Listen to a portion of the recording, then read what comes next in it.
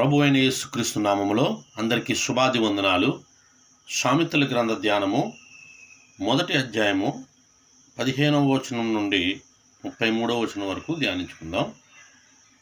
కీడు చేయుటకై వారి పాదములు పరిగెలుత్తును, నరహత్య చేయుటకై వారు త్వరపడుచుందురు. పక్షి చూచుచుండగా వలవేయుట వ్యర్థము, వారు స్వనాశనమునికే పొంచియుందురు. తమ్మును తామే పట్టుకొనుటకై దాగియుందురు.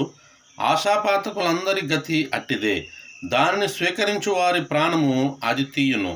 జ్ఞానము వీధులలో కేకలు వేయుచున్నది, సంత వీధులలో బిగ్గరగా పలుకుచున్నది.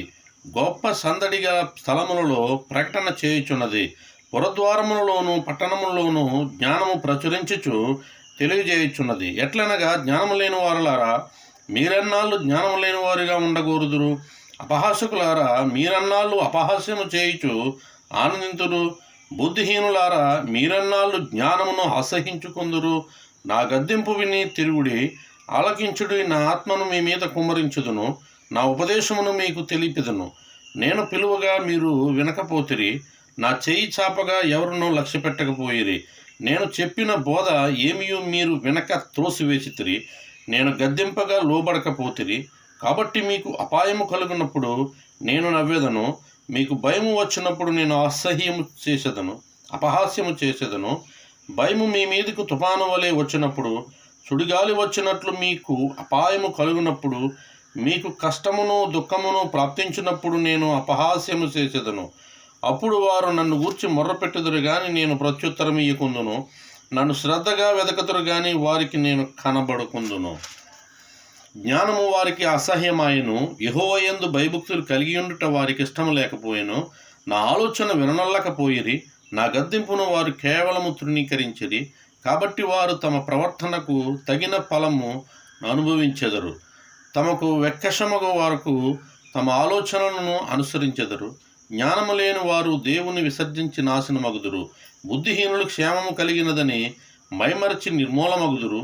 నా ఉపదేశమును అంగీకరించువాడు సురక్షితంగా నివసించును. వాడు కీడు వచ్చునన్న భయము లేక నెమ్మదిగా నుండును. ఈ వాక్యము దేవుడు దీవించి ఆశీర్వదించునుగాక. ఆమేన్. ప్రార్థన. మహాపరిశుద్ధుడ, మహోన్నతుడ, సర్వశక్తిమంతుడా, నీ పరిశుద్ధమైన నామానికి, ఘనమైన నామానికి వందనాలు, స్తుతులు చెల్లిస్తున్నాం ప్రభువా. ఇదిగో తండ్రి, యొక్క ఉదయకాల సమయంలో ధ్యానించబడిన సామెతల గ్రంథం ధ్యానాన్ని బట్టి ప్రభువా నీకే వందనాలు, స్తుతులు చెల్లిస్తున్నాం నాయన. ఏదో తండ్రి నాయన, వినుచున్న బిడ్డలను, గ్రహించున్న బిడ్డలను ప్రభువా, అలాగే షేర్ చేస్తున్న బిడ్డలను ప్రభువా, ఎందరైతే బిడ్డలు ప్రభువా శ్రద్ధగా వినుచున్నారో నీ మాటలు, నీ వాక్యాన్ని వినగలిగే చెవులను ప్రభు నీ బిడ్డలందరికీ నేను దయచేయమని అడుగుచున్నాను. గ్రహించే హృదయాన్ని ప్రభువా నీ బిడ్డలు దయచే ప్రభువా, మంచి ఆలోచన, జ్ఞానము, శక్తిని, వివేకాన్ని, బలమును మీరు దయచేయమని అడుగుతున్నాను ప్రభు. ఈ యొక్క సామెతల ద్వారా ప్రతి ఒక్కరు జ్ఞానం పొందుకున్నట్లు నీ కృపను అనుగ్రహించమని ప్రార్థన చేస్తున్నాం ప్రభు. ఇదిగో తండ్రి, ఈరోజు మేము చేయుచున్న పనులన్నింటిలో ప్రభువా నీ కృప మాకు తోడుగా ఉంచండి. మేము వెళ్తున్న ప్రతి మార్గంలో మీరు మాకు తోడుగా ఉన్నాను ప్రభువా. మేము ఏ పనులు చేపట్టబోచున్నాం ప్రభువా, మా పనులలో మీరు సఫలపరచండి. మాకు విజయాన్ని దయచేయమని అడుగుచున్నాను ప్రభు. మా తలంపులను, మా ఆలోచన విధానాలను మీరు నెరవేర్చని సహాయం కృప చూపండి ప్రభువా. మా ప్రయాణాల్లో తోడుగా ఉండండి ప్రభువా. నీ కృప మాకెల్లప్పుడూ తోడుగా ఉంచండి. అనారోగ్యాలు, రోగులను ముట్టండి, స్వస్థపరచండి. హాస్పిటల్లో ఎంతోమంది ప్రభువా వైద్యం చేయించుకుని ఉన్నారు ప్రభువా. ఆయన ఎంతోమంది పడకల మీద మరణాపాయ స్థితిలో ఉంటున్నారు ప్రభు. అటువంటి వారిని స్వస్థపరచండి, లేవనెత్తండి ప్రభువా. నాయన వారు ప్రభు తిరిగి ఇంటికి నేను డిశ్చార్జ్ అవ్వడానికి నీ కృపను అనుగ్రహించండి. మీరే మహిమ పొందండి. యేసు నామమున అడుగుచున్నాము తండ్రి. ఆమేన్.